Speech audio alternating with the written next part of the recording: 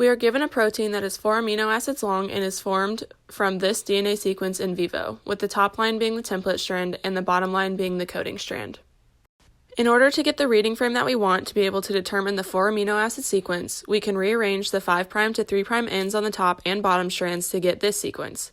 The coding strand is now on the top and the template strand is now on the bottom. Once the strand goes through transcription, we get this mRNA sequence. Once the mRNA sequence is transcribed, we can see that the reading frame for this DNA sequence is highlighted in red. Finally, these codons are then translated to get this 4 amino acid protein. We can see that the amino acid sequence is methionine, valine, serine, and lysine. Let's now see how this amino acid sequence changes as we apply 4 different types of single nucleic acid point mutations to the original coding strand. In these examples, I will be using this toy train in place of tRNA, which decodes the mRNA sequence into an amino acid protein.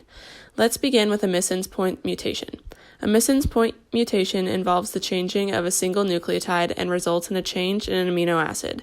In this example, the nucleotide C is replaced with an A. Because this change involves replacing a pyrimidine with a purine, it is considered a transversion. Let's see how this mutation affects the amino acid sequence. The train can begin once it reaches the start codon methionine.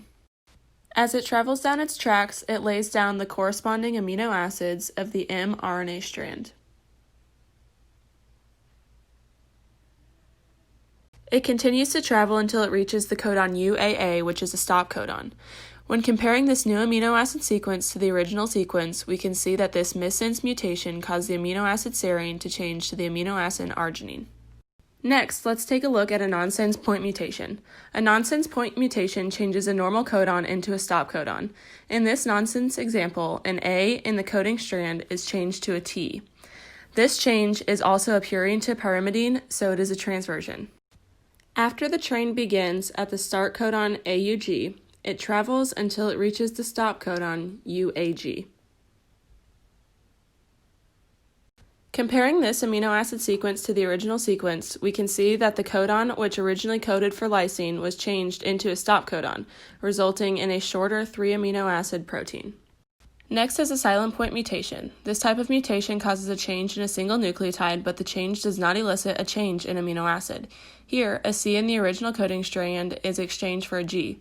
This pyrimidine to purine change makes it a transversion. As the train travels, we can see that this change in base does not result in any change in amino acid sequence from the original strand.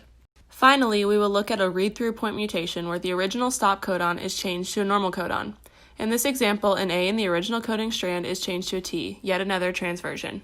This time, we can see that there is no longer a stop codon that stops the train, so it will keep traveling and laying down amino acids. This new chain is longer than the original chain.